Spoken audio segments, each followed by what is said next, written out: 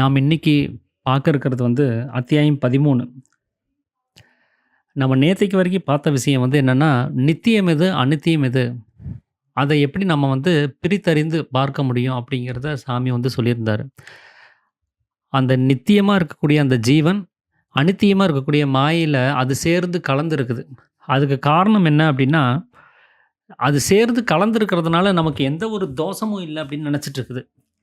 நமக்கு எந்த ஒரு நாசமும் இல்ல அப்படிங்கிற எண்ணத்தினால தான், அது இந்த வெளி உலக தொடர்புல பந்தத்தை ஏற்படுத்திட்டு இருக்குது. அப்போ அதுக்கு எப்போ அந்த உணர்வு உண்டாகுதோ, அப்போ அது வெளியில போய் எந்த ஒரு விஷயத்தையும் ஈடுபடுறதுங்கிறது இல்லாம போயிரும். அதுக்கு நாம என்ன பண்ணணும்னா, இந்த மாயையில கலந்திருக்கக்கூடிய அந்த பிரம்மத்த தனியா பிரிக்கணும். அதுக்கு வஸ்து விவேகம் அப்படின்னு சொல்லக்கூடிய ஒரு விசேஷ அக்னிய வச்சு அதை எரிக்கணுங்கிறாரு. எப்படி தண்ணீல அந்த உப்பு கலந்து போச்சுன்னா, அந்த உப்ப தனியா பிரிக்கிறதுக்கு அந்த நீரை அக்னியால சூடு பண்றோம். அந்த சூட்டுல அது சுண்டி போய் தண்ணியெல்லாம் ஆவியாகி போயிடும். அதில் உள்ளே இருக்கக்கூடிய கண்ணுக்கு தெரியாத உப்புங்கிறது வெளியில் தெரியும். அந்த மாதிரி இந்த வெளியில் மாயையாக இருக்கக்கூடிய அந்த அகங்காரத்தில் அந்த ஜீவன்கிறது கலந்துருக்குது. நாம் அந்த மாயைன்னு சொல்லக்கூடிய அந்த தண்ணியை நாம் விசேஷ அக்னியை வச்சு சுண்ட வச்சோம் அப்படின்னா, அந்த மாயைங்கிறது அங்கே நசிஞ்சு போயிடும். அந்த ஜலமாக இருக்கக்கூடிய மாயை மிச்சம் அந்த நசியாத, எந்த அக்னினாலையும் நசிப்பிக்க முடியாத நித்தியமாக இருக்கக்கூடிய அந்த உப்பாக இருக்கக்கூடிய ஜீவனை நம்மளால் பார்க்க முடியும் அப்படிங்கிறத சாமி சொல்லியிருந்தார். அதுக்கு நாம் என்ன பண்ணணும்னா, ஒவ்வொரு முறையும் அந்த விசாரணை செய்யணும். அந்த விசேஷ அக்னி விவேகம்னு சொல்லக்கூடிய அந்த விசேஷ அக்னியை வச்சு விசாரணை செய்யணும். நாம் ஒரு செயல் செய்யும் போது, இது நித்தியமான ஒரு விஷயமா, இது அநித்தியமான விஷயமா, இந்த அநித்தியமான விஷயத்துக்கு நம்ம நித்தியமான ஜீவனை நம்ம செலவு பண்ணலாமா அப்படின்னு சொல்லி அந்த விசாரணை செஞ்சுட்டு அந்த வேலையை செஞ்சோம் அப்படின்னா, நாம் அந்த ஜீவனுக்கு அந்த உணர்த்துதலை கொடுத்துட்டே இருக்க முடியும். நீங்கள் தொடர்ந்து அந்த வேலையை செஞ்சுட்டே இருக்கீங்க, அந்த விசாரணை செஞ்சுட்டே இருக்கீங்க அப்படின்னா, அதுக்கு அப்போ தான் புரிய வரும் எது அவசியம், எது அவசியம் இல்லைன்னு. ஏன்னா தன்னுடைய நிலையை உணராமல் தான் அந்த ஜீவன் வெளியில் போய் இந்த வெளி விஷயங்களில் பந்தப்பட்டு இருக்குது. அப்போ தன்னுடைய நிலை என்ன அப்படிங்கிறது அது உணர்ந்துருச்சுன்னா அந்த வேலையை அது செய்யாது அப்படிங்கிறத சாமி சொல்லியிருந்தார். இப்போ இன்றைக்கி அதை தொடர்ந்து நம்ம பார்க்க இருக்கிறது அத்தியாயம் 13. அதில் சிஷியன் கேட்குறாரு, சாமி தேகம்ங்கிறது வாயு அப்படின்னு சொல்லியிருந்தீங்க. அதிலிருந்து உற்பத்தியானது தான் நாம் பார்க்கக்கூடிய எல்லாமே. இந்த உலகம் அப்படிங்கிற ஒரு விஷயம், அது மனசாகட்டும், அகங்காரமாகட்டும், நான்கிற நிலைமையாகட்டும், இந்த உலகமாகட்டும், எல்லாமே அந்த வாயுவினுடைய சலனத்திலிருந்து தான் அது உண்டாயிருக்குது அப்படிங்கிறத நீங்கள் சொல்லியிருந்தீங்க. ஆனால் உலகத்தில் தேகம் அப்படின்னாலே அது அன்னமய கோஷம்னு சொல்கிறாங்களே, அந்த அன்னத்தை சாப்பிட்டா தான் நம்ம உயிர் வாழ முடியும்னு சொல்கிறாங்களே, அந்த அன்னத்தினால தான் நாம் போஷிக்கப்பட்டுருக்குறோம், பாதுகாக்கப்பட்டுருக்குறோம், நமக்கு ஊட்டம் அப்படிங்கிறது அந்த ஒன்று கிடச்சிட்ருக்குது அப்படின்னு சொல்கிறாங்களே. அப்போ அந்த அன்னத்தை வச்சு தான் இந்த தேகம்னு சொல்லக்கூடிய விஷயத்தை நாம் வளர்ச்சி அப்படிங்கிற ஒரு விஷயத்தை நாம் அடைய முடியும் அப்படின்னு சொல்கிறாங்களே. அப்போ நீங்கள் சொல்கிற ஜீவசக்தியான வாயு தான் தேகம் அப்படின்னா, இந்த அன்னம் அப்படின்னு சொல்லி ஒன்றை சாப்பிட்ருக்குறோமே, இதனால இந்த வாயுவுக்கு எந்த வகையில் ஒரு போசாக்கு கிடைக்குது, எந்த வகையில் ஒரு ஊட்டம் கிடைக்குது அப்படின்னு சொல்லி சீடன் கேட்குறாரு. அதுக்கு சாமி சொல்கிறாரு, அன்னம்னா நீ என்ன நினச்சிட்டு இருக்கிற அப்படின்னு. நாம் எப்போவுமே சாப்பிட்ற சாதம், இட்லி, தோசை, இந்த மாதிரி நம்ம எதெல்லாம் உணவுன்னு சொல்லி ஒரு வரைமுறை செஞ்சு வச்சுருக்கிறோமோ அது எல்லாமே. இது இல்லாமல் நீராகாரம், காஃபி, டீ, தண்ணி, இந்த மாதிரி. அப்போ இதெல்லாமே அன்னம் அப்படின்னு சொல்லி நாம் சொல்லிகிட்ருக்குறோம். அப்போது சாமி அடுத்த கேள்வி கேட்குறாரு, இதெல்லாமே நம்ம சாப்பிட்ருக்குறோம், இதை சாப்பிட்டா நம்ம உயிர் வாழ முடியுமா அப்படின்னு சொல்லி. ஆமாம், உயிர் வாழணுங்கிறதுக்காக தானே சாப்பிட்றோம். ஏன்னா பட்னி கிடந்தா நம்ம செத்து போயிடுவோமே, சாப்பிட்லன்னா உடம்புக்கு சத்து கிடைக்காம நம்ம செத்து போயிடுவோம், அதனால தானே சாப்பிட்ருக்குறோம், அதனால் கண்டிப்பாக நம்மளால் உயிர் வாழ முடியும் அப்படின்னு சொல்லி சீடன் பதில் சொல்கிறாரு. அப்போ சாமி கேட்குறாரு, அப்போது இது நாள் வரைக்கும் இந்த உலகத்தில் ஏராளமான பேர் செத்து போயிருக்கிறாங்க, அவங்கெல்லாம் அன்னத்தை புசிக்காமல் பட்னி கிடந்து தான் செத்துருக்காங்களான்னு சொல்லி கேட்குறாரு. ஏன்னா அந்த அன்னம் தான் அந்த ஜீவனை போஷிக்குது அப்படின்னா, அதுதான் நம்மளை உயிர் வாழ வச்சுட்ருக்குது அப்படின்னா, யாருமே செத்துருக்க முடியாது. ஏன்னா இப்போ ஒருத்தர் சாகிறாரு அப்படின்னா, அவர் மத்தியானம் ஒரு சாப்பாடு, ஏதோ ஒரு ஆகாரத்தை அவர் சாப்பிட்ருப்பார். அந்த ஆகாரம் ஏன் அவரை காப்பாற்றலை? நாம் அன்னம் அப்படிங்கிற ஒரு விஷயத்தை எடுத்துக்கிறது எதுக்காக? நாம் உயிர் வாழணுங்கிறதுக்காக தான். அப்போ அந்த அன்னம் நம்மளை காப்பாற்றலை அப்படின்னா, ஒன்று அன்னத்தினால தான் நம்ம போஷிக்கப்பட்டுருக்குறோங்கிற ஸ்டேட்மெண்ட்டு தப்பாக இருக்கணும். இல்லைன்னா நாம் அன்னம்னு சொல்லி வேறு எதையோ சாப்பிட்ருக்குறோன்னு அர்த்தம். அந்த ஸ்டேட்மெண்ட் உண்மையாக இருந்தால் அப்போ நாம் அன்னம்னு சொல்லி நினச்சிட்டு இருக்கக்கூடிய பொருள் வேறையாக இருக்குது. இந்த ரெண்டில் ஏதோ ஒன்று தான் இங்கே மிஸ்டேக் ஆகிருக்குது. அப்போது அதனால தான் அந்த நாம் சாப்பிடக்கூடிய அன்னம் நாம் சாப்பிட்டாலும் கூட அடுத்த வேளை நம்ம செத்து போயிடுறோம். அப்படி சாகிறவங்கெல்லாம் இருக்கிறாங்க. அப்போது அந்த அன்னத்தினால தான் ஜீவித்திருப்போம் அப்படின்னு சொல்லி நம்பிக்கிற அந்த நம்பிக்கை அங்கே வந்து தகர்ந்து போயிருதே அப்படின்னு சொல்லி சாமி சொல்கிறார். அப்போது இது என்ன காரணம் அப்படின்னா, ஆயுள் குறைந்து போனதால் அப்படின்னு சொல்லி சீடன் ஒரு பதில் சொல்லுவார். சாமி சொல்லுவார், அப்படி சொல்லக்கூடாது, அது தப்பு. அப்படி சொல்லுவது மிகவும் தப்பிதமாகுங்கிறார். ஏன்னா இந்த உலகத்தில் ஏன் எல்லாம் செத்து போயிட்டுருக்குறாங்க அப்படின்னா, சாகிறதுக்கு எத்தனையோ ரீசன்களை நாம் வந்து சொல்லிகிட்டு இருக்கிறோம். வியாதி வந்துடுச்சு, செத்து போயிட்டான். அவனுக்கு விதி முடிஞ்சு போச்சு, செத்து போயிட்டான். அவன் ரொம்ப நல்லது பண்ணிட்டான், அதனால் கடவுள் சீக்கிரமாகவே அவனை மேலே கூப்பிட்டுக்கிட்டாருன்னு அதுவும் ஒரு காரணமாக சொல்கிறோம். அவன் ரொம்ப ராட்சசத்தனமாக இருக்கிறான், ரொம்ப கெட்டவனாக இருக்கிறான், அதனால் அந்த அயோக்கியனை கடவுள் வந்து சீக்கிரமாக அழிச்சிட்டாரு அப்படின்னு சொல்கிறோம். சயின்ஸில் சொல்லும் போது வியாதி இல்லை உடல் உறுப்பு பழுது அடைந்து போகிறது, அப்புறம் உடம்புல ரத்தம் குறைஞ்சி போகிறது, இப்படி எத்தனையோ காரணங்களை வந்து சயின்ஸில் சொல்லுவாங்க. மக்கள் மத்தியில் ஒரு மூட நம்பிக்கையாக எத்தனையோ விஷயங்களை சொல்கிறாங்க. அவனுக்கு விதி முடிஞ்சு போச்சு, அவன் கர்மம் தீர்ந்து போச்சு அப்படின்னு என்னென்னமோ சொல்கிறாங்க ரீசன். சாமி இந்த இடத்துல குறிப்பிடுற ஒரு ரீசன் என்ன அப்படின்னா, இந்த உலகத்தில் யாரும் அன்னத்தை புசிக்கவே இல்லை. அவங்க புசிச்சிருந்தாங்கன்னா யாரும் சாக மாட்டாங்க. இது நாள் வரைக்கும் யாருமே அன்னத்தை புசிக்கவே இல்லை அப்படின்னு சொல்லி சாமி சொல்கிறார். அந்த அன்னத்தை புசித்திருந்தோம்னா அந்த அன்னத்தினாலே நம்ம போஷிக்கப்பட்டிருப்போம். அந்த அன்னம்ங்கிற ஒரு விஷயம் நம்மளை காப்பாற்றியிருக்கோம். அதை நம்ம சாப்பிடாதனால தான், அதை நம்ம உள்ளுக்குள்ளாரே வச்சுக்காதனால தான் நாம் செத்து போயிட்டுருக்குறோம் அப்படிங்கிறார். ஏன்னா முதல்ல அந்த அன்னம்னா என்னன்னு நம்ம முதல்ல தெரிஞ்சுக்கணும். அன்னம் என்னன்னே தெரியாமல் நம்ம கண்ணில் பார்க்குறதையும் நமக்கு புத்தி கெட்டினதையும் நாம் அன்னம்னு சொல்லி நினச்சிக்கிட்டு அதை எடுத்து சாப்பிட்டு நான் அன்னத்தை புசிச்சிட்ருக்கிறேன், நான் சாக மாட்டேன்னு சொல்லி நினைக்கிறதுல எந்த ஒரு விவரமும் இல்லை. அப்போ அன்னம்னா என்ன அப்படின்னா, அசனம் அப்படின்னு சொல்லி அதுக்கு அர்த்தம். அன்னம் அப்படின்னா அசனம் அப்படின்னு அர்த்தம். அசனம் அப்படின்னா அசுவாக இருக்கக்கூடிய பிராணனை அதை வந்து அயனம் செய்தல். அயனம்னா தடுத்து நிறுத்துதல்னு அர்த்தம். அப்போது அந்த அசுவாக இருக்கக்கூடியது அப்படின்னா சலித்து வெளியில் போகக்கூடியது. அப்போது சலித்து வெளியில் போகக்கூடிய பிராணனை அப்படி வெளியில் போக விடாமல் தடுத்து நிறுத்துறதுக்கு பேர் தான் அன்னத்தை புசிக்கிறது அப்படின்னு சொல்லி சாமி சொல்கிறார். அப்போது நமக்குள்ளார இருக்கக்கூடிய பிராணனை வெளியில் விடாமல் நமக்கு உள் வழியாகவே பிரம்மரந்திரம் வரைக்கும் நேராக கொண்டு போகணும். ஏன்னா பிரம்மரந்திரம்ங்கிறது புருவ மத்தியத்துக்கிட்ட இருக்குது. அந்த இடத்துல தான் மூக்கினுடைய துவாரம் வந்து திரும்பி கீழ் நோக்கி இறங்குது, கண்களுக்கு மத்தியில். அங்கே தான் மூக்கினுடைய ஒரு துவாரம் இருக்குது. இந்த அண்ணாக்கு வழியாக மேலே போகக்கூடிய துவாரம் அந்த கண்களுக்கு மத்தியில் இருக்கக்கூடிய மூக்கினுடைய துவாரம் வழியாக கீழ் நோக்கி மறுபடியும் இறங்கி வருது, வளைஞ்சு வருது. அப்படி வளைய விடாமல் அதை நேராக கொண்டு போகும்போது தான் நாம் அன்னத்தை புசிக்கிறதுக்கு சமம் அப்படின்னு சொல்லி சாமி சொல்கிறார். ஏன்னா அந்த பிராணன்கிறது எது அப்படின்னா, அது ஜீவசக்தியாக இருக்கக்கூடிய வாயு அப்படிங்கிறார். நம்முடைய மூச்சு காற்று தான் நமக்கு பிராணனாக இருக்குது. பிராணன்னா ஜீவன் அர்த்தம், நம்மளுடைய உயிர்னு அர்த்தம். இந்த ஐயர்கள்லாம் ஒரு பாஷையில் வந்து சொல்லுவாங்க, ஏன்டா என் பிராணனை வாங்குற அப்படின்னு சொல்லி கேட்பாங்க. ஏன் என் உசுரை வாங்குறேங்கிறது தான் அதனுடைய அர்த்தம். பிராணன் அப்படின்னா உயிர்னு அர்த்தம். அந்த பிராணன்கிறது எது அப்படின்னா நமக்குள்ளார ஓடிட்டு இருக்கக்கூடிய ஜீவசக்தியாக இருக்கக்கூடிய வாயு தான். அதனால தான் பஞ்சபூதங்களை பற்றி பேசும்போது சாமி சொல்கிறாரு, சதாசிவமாக இருக்கக்கூடிய ஆகாசம் உண்டாயிருக்கு, அந்த ஆகாசத்துலேருந்து உண்டானது தான் வாயு, அதுதான் ஜீவன் அப்படின்னு சொல்லி குறிப்பிட்டு சொல்லியிருப்பார். அந்த வாயுவுக்கு பேர் தான் ஜீவன். இது முன்னாடியே வந்து சித்தவேத தொடக்கத்திலேயே தேகத்துடைய எல்லா இடங்களிலும் பரவி அப்படின்னு சொல்லி எப்பொழுதும் விட்டு பிரியாமல் அப்படின்னு ஒரு வாசகத்தை அங்கே குறிப்பிட்டு சொல்லியிருப்பார். ஸ்நேகம் மோகம் முதலே கெட்ட வழக்கங்களை உண்டாக்கி கொண்டிருக்கின்ற ராகத்து வேசாதிகளாகிய அந்த துர்விசாரங்கள், விருப்பு வெறுப்புன்னு சொல்லக்கூடிய அந்த ராகத்து வேஷத்தை உண்டாக்கக்கூடிய அந்த துர்குணங்கள் இருக்கு இல்லைங்களா, அதை வேறொரு அறுக்கிறது யார் அப்படின்னா தேகத்துடைய எல்லா இடங்களிலும் எப்பொழுதும் விட்டு பிரியாமல் நிறைஞ்சிருக்கிறவர். அது யாருன்னா நம்முடைய ஜீவசக்தியாக இருக்கக்கூடிய வாயு தான். அவர் பிரவேசிக்காத இடம் கிடையாது நம்ம உடம்புக்குள்ளார. அவர் எல்லா இடத்துலையும் நிறைஞ்சிருக்கிறார். அவர்னால் மட்டும்தான் எல்லா இடத்துலையும் உச்சந்தலையிலிருந்து அந்த பெருவிரல், பாதத்தினுடைய பெருவிரலினுடைய நுனி வரைக்கும், இன்னும் சொல்லப்போனால் மூத்திர துவாரத்தினுடைய நுனி வரைக்கும் அவர் வந்து நிறைஞ்சிருக்கிறார். அதனால தான் மூத்திரமோ அந்த மலஞ்சாலமோ அதை வந்து வெளியில் தள்ள முடியுது. அவர் அது வரைக்கும் நிறைஞ்சிருக்கிறார். அப்படி அந்த ஜீவன் அப்படிங்கிறது நம்ம உடம்பு முழுவதும் இருக்குது, பரவி இருக்குது அப்படின்னா அதுக்கு காரணம் அந்த ஜீவசக்தியாக இருக்கக்கூடிய வாயு தான். அதுதான் ஜீவனாக இருக்குது. அந்த ஜீவன் தான் சுவாசமாக வெளியில் போய் தீர்ந்துக்கிட்டே இருக்குது.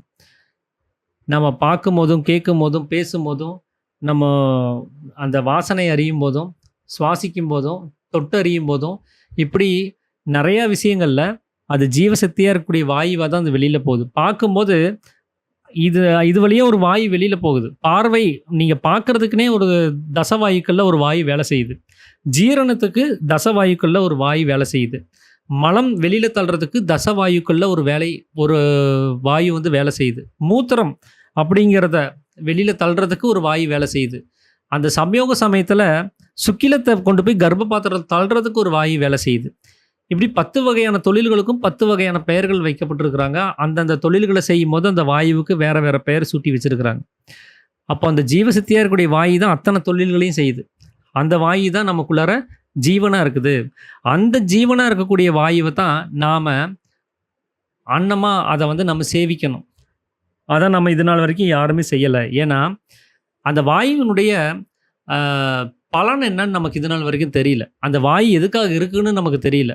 நாம ஏதோ ஒரு அ கற்பனையில ஏதோ ஒண்ணு நாம தான் நடத்திட்டு இருக்கிறோம். நாம தான் சாப்பிடுறோம். நாம தான் நம்ம உடம்பு தான் ஜீரணம் பண்ணுதுன்னு எதையோ நம்ம கற்பனை பண்ணி வச்சிருக்கிறோம்.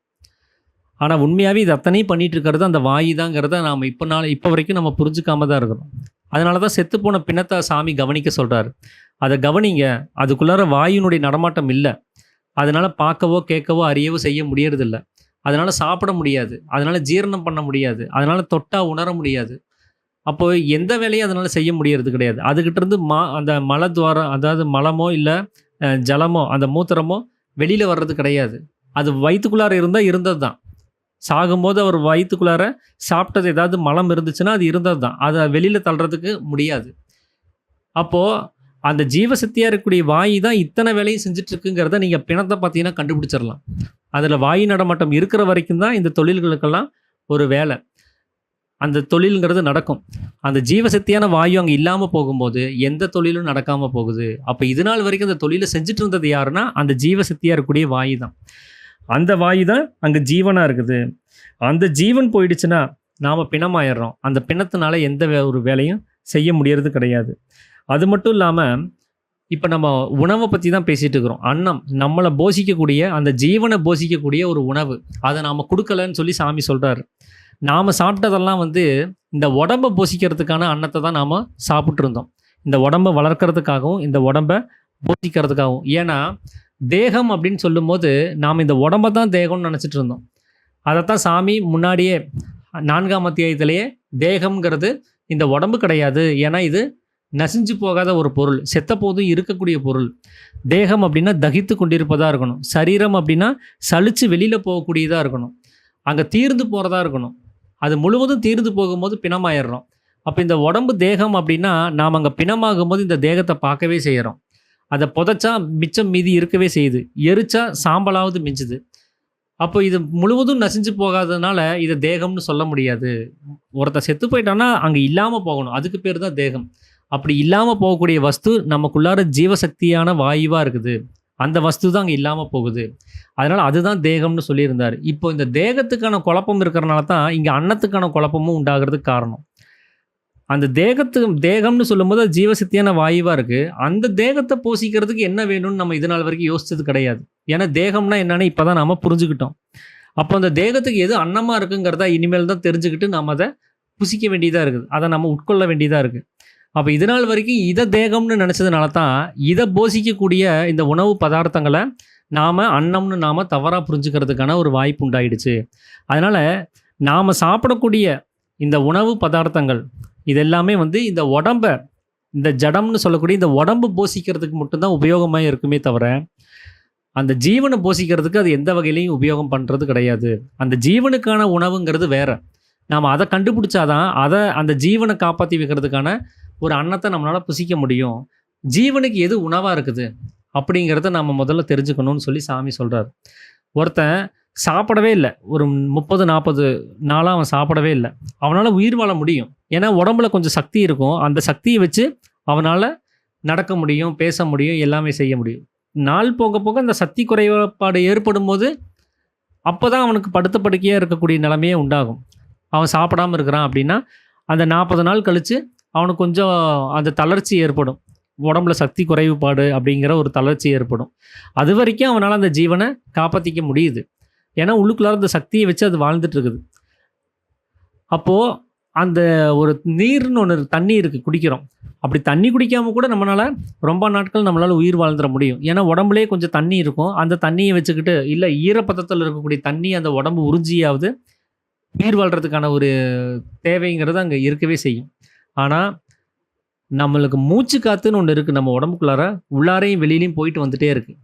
அது உள்ளார வெளியில் போனாலும் சரி, இல்லை மேலும் கீழும் போனாலும் சரி, அது ஒரு நடமாட்டம்னு ஒன்று அவசியம் இருக்கணும். வாயுவினுடைய நடமாட்டம் தான் ஜீவனுடைய அன்னமாக இருக்குது. ஏன்னா அந்த வாயு இல்லாமல் போச்சு அப்படின்னா அந்த ஜீவனால் ஒரு நிமிஷம் நேரம் கூட இருக்க முடியாது. அப்போது ஜீவன் வாழணும்னா, ஜீவன் உயிரோடு இருக்கணும், நம்ம உடம்புக்குள்ளார அது சுகமாக இருக்கணும் அப்படின்னா அதுக்கு அந்த மூச்சு காற்று தான் அவசியமாக இருக்குது. நாம் சாப்பிடக்கூடிய அன்னமோ இந்த தண்ணீரோ அதுக்கு தேவையில்லை. அங்கே அந்த மூச்சு காற்றே போதும். இப்படி தான் இயேசு கிறிஸ்து வந்து ஒரு 40 நாள் உபவாச ஜெபம்னு சொல்லி ஒரு ஜெபத்தை முடிச்சுட்டு வருவார். உபவாசம்னா உப கூட்டல் வாசம். வாசம்னா அங்கே இருக்கிற இடம். உப அப்படின்னா சமீபம்னு அர்த்தம். அப்போது சமீபஸ்தானம்னா ஜீவனுடைய சமீபஸ்தானம் புருவ மத்தியம். அந்த புருவ மத்தியத்தில் மனசை அவர் நிறுத்தி வச்சு ஒரு 40 நாள் தொடர்ந்து அங்கே உட்கார்ந்து ஒரு ஜெபம் பண்ணுறாரு. ஜெபம்னா அந்த தியானம். அந்த புருவ மத்தியத்தில் உட்காந்து அதை அந்த மனசை அங்கே நிறுத்தி 40 நாள் இடைவிடாமல் அங்கேயே நிறுத்தி வச்சுக்கிட்டு அவர் அப்போ தான் வெளியில் வர்றாரு. அந்த 40 நாள் ஜெபத்தை முடிச்சுட்டு வெளியில் வர்றாரு. அவருக்கு இந்த உடம்புல அந்த 40 நாளுக்கான உணவு எதுவுமே உள்ளே போகலை. ஆனால் ஜீவன் ஹெல்த்தியாக இருக்குது. ஆனால் உடம்புக்கு அந்த வலு இல்லை. உடம்பு தளர்ச்சியாக இருக்குது. வேறு ஏதாவது உணவு இப்போ வேணும்னு கேட்குது. அப்போ ஒரு ஈகோ, அந்த அகங்காரம்னு சொல்லக்கூடியது, அதுதான் அவங்க பிசாசுன்னு சொல்லுவாங்க.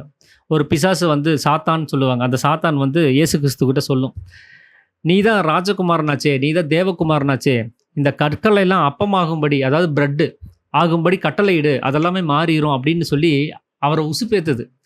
அவர் அந்த ஒரு சித்து விளையாட்டை செய்ய வைக்கிறதுக்கு. ஒன்று நடந்துருச்சுன்னா அவருக்குள்ளே ஈகோ வந்துடும். நடக்கலைன்னா அவருடைய பாதையில் ஒரு தொய்வு ஏற்படும். என்னடா இது நடக்காமல் போச்சே, நம்ம சொல்லி அது மாறாமல் போயிடுச்சே அப்படிங்கிற ஒரு தொய்வு ஏற்படும். இந்த ரெண்டில் ஏதோ ஒன்று நடக்கணும்னு அது விரும்புச்சு. அந்த பிசாசுக்கு பேர், அந்த சைத்தானுக்கு பேர் தான் அகங்காரம்னு பேர். அது சொல்லுது, நம்ம இத்தனை நாள் உட்காந்து கடுமையாக தவம் பண்ணிட்டோம், இப்போ நமக்குள்ளே ஒரு பவர் கிடச்சிருக்கோம். ரெண்டாவது நாம் அந்த கடவுளோட ரொம்ப நெருக்கமாக இருக்கிற ஆள் நம்ம. அப்போ நாம் சொன்னால் இங்கே எல்லாமே நடக்கும் அப்படிங்கிறத அவருக்குள்ளார அந்த நம்பிக்கையை ஊட்டி அவரை செயல்படுத்த வைக்கணும். அப்போ தான் அதில் வெற்றியோ தோல்வியோ அவரால் நிர்ணயிக்க முடியும். வெற்றி அடைஞ்சிட்டா அந்த ஈகோவை அப்படியே கிளப்பி, பாரு உன்னால் முடியுது, நீயே கடவுளாயிட்ட அப்படின்னு சொல்லி அவரை தூண்டி விடலாம். நடக்கலைன்னா எதுக்கு அப்புறம் உனக்கு இந்த வேலை, நீ அவன் வேறு ஏதாவது பொழப்ப பாருன்னு சொல்லி அவரை டைவர்ட் பண்ணி விடலாம். இதுக்காக வேண்டி அது வந்து சொல்லுது, இந்த கற்களெல்லாம் அப்பமாகும்படி கட்டளையிடு, அதெல்லாமே மாறிடும்னு சொல்லி அவரை தூண்டுது. அப்போ இயேசு கிறிஸ்து சொன்ன வார்த்தை என்னென்னா, அந்த ஈகோ கிட்ட, மனிதன் அப்பத்தினால் மாத்திரமல்ல தேவனுடைய வாயிலிருந்து பிறக்கும் ஒவ்வொரு வார்த்தையினாலும் பிழைப்பான் அப்படின்னு சொல்லி அவர் அந்த வார்த்தையை சொல்கிறார். அந்த வார்த்தை என்னவா இருந்துச்சு அப்படின்னா, அவர் சுவாசமாக இருந்துச்சு. ஏன்னா அந்த சுவாசத்தை வச்சு தான் அவர் உலகத்தில் இருக்கக்கூடிய அந்த மனித இனங்களை அவர் படைச்சார். களிமண்ணில் ஒரு பொம்மையை உண்டாக்கி தன்னுடைய சுவாசத்தை, தன்னுடைய ஜீவ சுவாசத்தை அதில் ஊதுனாருன்னு சொல்லி அங்கே பைபிளில் ஒரு மனித பிறவியினுடைய தொடக்கத்தை பற்றி அங்கே பேசுவாங்க, ஆதியாகமம் அப்படின்னு சொல்லக்கூடிய சாப்டரில். அப்போது அந்த மூச்சு காற்று தான் அவருடைய வார்த்தையாக இருந்தது. அந்த வார்த்தையை அவர் அங்கே குறிப்பிட்டு சொல்கிறாரு, அது இருந்தாலே போதும், அவன் பொழைச்சிக்குவான், இந்த ப்ரெட்டு இதெல்லாம் அவனுக்கு அவசியம் கிடையாது. அதனால தான் மனுஷன் உயிர் வாழ்கிறதுக்கு அப்பம் மட்டும் இல்லை, அந்த ப்ரெட்டு மட்டும் கிடையாது, உணவுப் பொருள் மட்டும் கிடையாது, அவருடைய வாயிலிருந்து ஒரு வார்த்தை வருதுன்னாலே போதும் அப்படின்னு சொல்லி அவர் அதை அந்த அகங்காரத்தை டைவர்ட் பண்ணி விட்டுருவார். இது எதுக்கு இங்கே சொல்ல வேண்டியதாக இருக்குதுன்னா, நாம் உயிர் வாழ்கிறதுக்கு இந்த உணவுங்கிறது அவசியமாக இல்லையா அப்படின்னா, இந்த உடம்பு போசிக்கணும்னா அது அவசியம். இந்த உடம்பு நமக்கு தேவையில்லை, அந்த ஜீவன் பிரம்மரந்திரத்தை ஓப்பன் பண்ணிடுச்சு, எப்போ வேணாலும் அது அங்கே உட்கார முடியும் அப்படிங்கிற பட்சத்தில் அவனுக்கு இந்த உடம்பை பற்றி கவலைப்பட மாட்டாங்க. அது வரைக்கும் இந்த உடம்பை பேணி காக்க வேண்டிய அவசியங்கிறது இருக்குது. உணவுங்கிற ஒரு விஷயத்தை நம்ம எடுத்து தான் ஆகணும். ஏன்னா ஊட்டம் இதுக்கு கொடுத்தாகணும். ஏன்னா இங்கே ஒரு சைக்கிள் ரொட்டீனாக ஒரு விஷயத்தை நம்ம இங்கே செஞ்சிட்ருக்குறோம். இதிலிருந்து ஒரு தேய்மானத்தை நம்ம கொடுத்துக்கிட்டே இருக்கிறோம். இதிலிருந்து ஒரு சக்தியை எடுத்து செலவு பண்ணிகிட்டே இருக்கிறோம். இந்த சக்தியினுடைய செலவு கம்மியாயிடுச்சு, அதை நீங்கள் செய்யலை அப்படின்னா நீங்கள் உணவு உண்ண வேண்டிய அவசியமே இருக்காது. அதனால தான் யோகிகள்லாம் பார்த்தீங்கன்னா அந்த உணவை அதிகமாக அவங்க ஜபத்தில் போக போக உணவை கம்மி பண்ணிகிட்டே வருவாங்க, தூக்கத்தை கம்மி பண்ணிகிட்டே வருவாங்க. ஏன்னா அவங்க பண்ணுறது கிடையாது, அது அவ்வளோதான், அதுக்கு அந்த உடம்புக்கு தேவைப்படும், போதும் அதுவே கரெக்டாக இருக்குது அப்படின்னு சொல்லி அந்த உடம்பே சொல்லிடும். அது தூக்கமானாலும் சரி, உணவானாலும் சரி. அப்படி அந்த உணவுங்கிறது நம்ம ஜீவனுக்கு ரொம்ப முக்கியமானது எது அப்படின்னா, அது மூச்சு காத்து தான். அந்த சுவாசம் தான் அந்த ஜீவன இங்க இருக்க வைக்கக்கூடிய ஒரு நிலைமையில அது இருக்குது. அப்ப அந்த வாயு இல்லைன்னா, ஒரு நிமிஷம் நேரம் கூட நம்மளால இருக்க முடியாது. நாம செத்து போயிருவோம். அப்போ நமக்கு ஆகாரமா இருக்கிறது எது அப்படின்னா, அன்னம் அப்படின்னு சொல்லக்கூடிய அந்த ஜீவசக்தியா இருக்கக்கூடிய வாயு தான். ஏன்னா, அந்த அன்னம் இருக்கிற வரைக்கும் தான் நம்மனால சாப்பிட முடியும். அதனால தான் சாமி சொல்றாரு, அத சாப்பிட முடியும், அத ஜீரணம் பண்ண முடியும். எரிக்கிறது, சாப்பிட்டத எரிச்சு ஜீரணம் பண்ண முடியும். அதனால தான் அசிக்கிறதற்கும், அதாவது எரிக்கிறதற்கும், பசிக்கிறதற்கும், அதாவது கொதிக்கிறதற்கும், தகிக்கிறதற்கும், அதாவது வேகிறதற்கும், அப்புறம் பட்சிக்கிறதற்கும், அதாவது உண்கிறதற்கும் முடிகிறது அப்படின்னு சொல்லி அந்த வாசகத்தை அவர் அங்க எழுதுறார். அப்போ ஒரு உணவு சாப்பிட்றோம் அப்படின்னா, அது சாப்பிட்றதுக்கு மெல்லணும். அதுக்கு ஜீவசக்தி வேணும். அந்த மெல்லுனது கீழே போயிடுச்சுன்னா, அந்த ஜீரணம் பண்ணணும். அதுக்கு உமிழ்நீர் சுரக்கணும். அந்த உமிழ்நீருங்கிறது அங்க தேவைப்படுது. அதுக்கு அந்த ஜீவசக்தியான வாயுனுடைய உதவி வேணும். அந்த ஜீவசக்தியான வாயு அத எரித்து ஜீரணம் பண்ணுது. அங்க இருக்கக்கூடிய விஷயத்த குமுறி, அதிலிருந்து அந்த சத்துக்கள தனியா பிரிச்சு எடுக்கக்கூடிய ஒரு வேலைய அது செய்யுது. அப்ப அதுக்கும் ஜீவசக்தியான வாயுங்கிறது வேணும். அதுல வேஸ்டேஜா இருக்கக்கூடிய ஒரு பொருள் வெளியில கழிவா தள்ளணும். அதுக்கு ஜீவசக்தியான வாயுனுடைய செயல்பாடுங்கிறது வேணும். இப்ப அந்த சத்தா இருக்கக்கூடிய ஒரு பொருள புருவ மத்தியத்த பார்த்து அந்த சுக்கிலத்தை உறிஞ்சி எடுக்கணும். அதுக்கு ஜீவசக்தியான வாயுங்கிறது அங்க தேவைப்படுது. அப்போ அந்த ஜீவசக்தியான வாயு இல்லைன்னா, உங்களால சாப்பிட முடியாது, மெல்ல முடியாது, அத சீரணம் பண்ண முடியாது. அந்த சீரணம் பண்ணத நீங்க ஊட்டச்சத்தா எடுத்துட்டு போய் மத்த உறுப்புகளுக்கு கடத்த முடியாது. அதுல இருக்கக்கூடிய வேஸ்டேஜ வெளியில தள்ள முடியாது. அப்ப இது அத்தனைக்கும் அடிப்படையான ஒரு விஷயமா ஜீவசக்தியான வாயுங்கிறது தான் அங்க இருக்குது அப்படிங்கிறார். அதனால தான் இந்த தேகம் அப்படின்னு சொல்லக்கூடிய அந்த ஜீவன், அது அன்னமய கோஷம் அப்படின்னு சொல்றதுக்கு காரணம். அது அன்னமயம் அப்படின்னா, அந்த அன்னத்திலிருந்து தான் இந்த சைத்தன்யமே உண்டாயிருக்குது. அது சலிச்சு வெளியில வரலன்னா நீங்க இங்க எதையுமே கவனிக்க முடியாது. அப்போ இந்த சைத்தன்யம்ங்கிறது அதனுடைய தேஜஸ் அப்படின்னு சொல்லக்கூடிய மனதனுடைய பிரகாசத்திலிருந்து அது உண்டாயிருக்கு. அதைத்தான் நாம உலகம்னு நாம சொல்லிட்டு இருக்கிறோம். அதனால இங்க பார்க்கக்கூடிய இந்த உலகம்ங்கிறது எதனுடைய சைத்தன்யம் அப்படின்னா, அது வாயுவினுடைய சைத்தன்யம் தான். நமக்குள்ளார அந்த மூச்சு காத்துங்கிறது முதல்ல வெளிப்படலை அப்படின்னா, நம்ம கர்ப்ப பாத்திரத்தில் இருக்கும்போது என்ன நிலைமையில இருந்தோமோ அதே நிலைமையில தான் நம்ம பிறந்ததுக்கு அப்புறமும் இருப்போம். ஆனா அங்க என்னன்னா, அப்படி இருக்கிறதுக்கான சாத்தியக்கூறு இல்லை. அந்த சலனம்ங்கிறது அங்கே உண்டாயிடுச்சுன்னா, அந்த வாயுனுடைய போக்குவரத்துங்கிறது அங்கே அவசியப்பட்டுருது.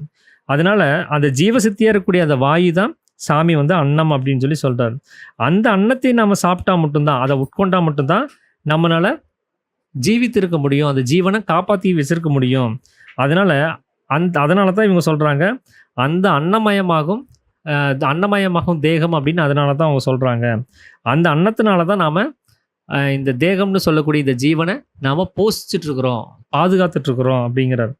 அந்த வாயுவை நாம உள்ளுக்குள்ளார நிறைச்சு பூரிக்கணுங்கிறார். அப்போதான் நாம செத்து போக மாட்டோம். அப்போ இது நாள் வரைக்கும் நாம் செத்து போனதுக்கு என்ன காரணம் அப்படின்னா, அந்த வாயுவை வெளியில விட்டு அதை தீர்த்துட்டே இருந்ததுனால தான். அதை நமக்கு உள்ளாரே அடக்கி அதை உட்கொள்ளணும் அப்படின்னு சொல்லி சாமி சொல்றாரு. அப்போதான் நம்மளால செத்து போகாமல் இருக்க முடியும். இதைத்தான் அகஸ்தியர் சொல்லுவார், உண்ணும்போது உயிரெழுத்தை உயர வாங்கி உறங்குகின்ற போதெல்லாம் அதுவே ஆகும். பெண்ணின் பால் இன்பம் விடும்போதெல்லாம் பேணி வளம் நோக்கி அவத்தில் நெல்லு. தின்னும் காய் இலை மருந்தும் அதுவே ஆகுங்கிறார். அந்த உயிரெழுத்தா மேலே கொண்டு போய் நீங்கள் சேர்த்துறீங்க இல்லையா, அந்த வாயுவை, அந்த வாயு தான் உங்களுக்கு தின்னும் காய் இலை மருந்து அப்படின்னு குறிப்பிட்டிருப்பார். அந்த தின்னும் காய் இலை மருந்தும் அதுவே ஆகுங்கிறார். அப்போது நாம் சாப்பிட வேண்டிய சாப்பாடுங்கிறது எது அப்படின்னா, நாம் ஜீவனை போஷிக்கிறதுக்காக தான் நாம் இருக்கிறோம். இந்த உடம்பை வளர்த்து அதில் ஒரு விஷயத்தை வச்சு நம்ம பாதுகாத்துட்டு இருந்தால் மட்டும் இந்த ஜீவனை பிடிச்சு வைக்க முடியாது. ஜீவனை பிடிச்சு வைக்கணும்னா அதுக்கு ஒரே வழி, அது வெளியில் போகக்கூடிய சலனம் அது வாயு ரூபமாக இருக்குது, அந்த வாயுவை பிடிச்சு வைக்கணும். அதனால தான் காற்றை பிடிக்கும் கணக்கறிவாளருக்கு கூற்றை உதைக்கும் குறியதுவாம்ங்கிறார். அந்த யமனவே எட்டி உதைக்க முடியும். மரணம்ங்கிற ஒரு விஷயத்த உங்களால் தவிர்த்திட முடியும். அதுக்கு அந்த காற்றை பிடிச்சு வைக்கக்கூடிய ஒரு ஃபார்முலா உங்களுக்கு தெரிஞ்சிருக்கணும். எப்படி காற்றை பிடிச்சு வைக்கிறதுன்னு உங்களுக்கு தெரிஞ்சிருக்கணும். அதை தெரிஞ்சிருந்தா தான் நீங்கள் உங்கள் ஜீவனை காப்பாற்றி வைக்க முடியும். அப்படி அந்த அன்னம்ங்கிறது அந்த ஜீவசக்தியான வாயுவாக இருக்குது. அதை நம்ம உள்ளுக்குள்ளாரே நிறைத்து பூரிக்க செய்யணுங்கிறார். அப்போ தான் நம்ம செத்து போகாமல் இருக்க முடியும் அப்படிங்கிறார். அப்போது இந்த வாயு அப்படின்னு சொல்லக்கூடியது தான் இங்கே அன்னமாக இருக்குது. அப்படிப்பட்ட அந்த அன்னம்ங்கிறது நாம் இது நாள் வரைக்கும் யாருமே சாப்பிடவே இல்லை அப்படின்னு சொல்லி சாமி வந்து குறிப்பிட்டு சொல்கிறாரு. அதனால் அந்த அன்னம் அப்படின்னு சொல்லக்கூடிய அந்த வாயுவை நம்ம சதா மேலும் கீழும் நடத்தி அது எப்போவுமே அது நமக்குள்ளாரே வச்சிருக்க வேண்டிய ஒரு வேலையை நாம் சரிவர செஞ்சால் மட்டும்தான் நாம் இந்த ஜீவனை நமக்குள்ளாரே காப்பாற்றி நிலைநிறுத்திக்க முடியும். அதுதான் வந்து நாம் அந்த ஜீவனை சிநேகிக்கிறதுக்கு சமம். அதை நம்ம வெளியில் விட்டு தீக்கும் போது அதை நம்ம ஸ்நேகம் இல்லாத ஒரு செயல். அது எனக்கு ஜீவன் முக்கியமல்ல அப்படின்னு சொல்லக்கூடிய ஒரு செயல். அது ஜீவன் தான் முக்கியம்னு நினைக்கிறவங்க அந்த ஜீவன் தனக்குள்ளரே நிலைநிறுத்துறதுக்கான ஒரு வேலைகளை தான் அவங்க ஈடுபடுவாங்கங்கிறத சாமி 4ஆம் அத்தியாயத்தையே அவர் வந்து குறிப்பிட்டு சொல்லியிருப்பார். ஸோ இதுதான் வந்து இன்றைக்கி நான் உங்களோட பகிர்ந்துக்கணும் அப்படின்னு சொல்லி நினச்ச விஷயம். அனைவருக்கும் ஆத்தும் நமஸ்காரம்.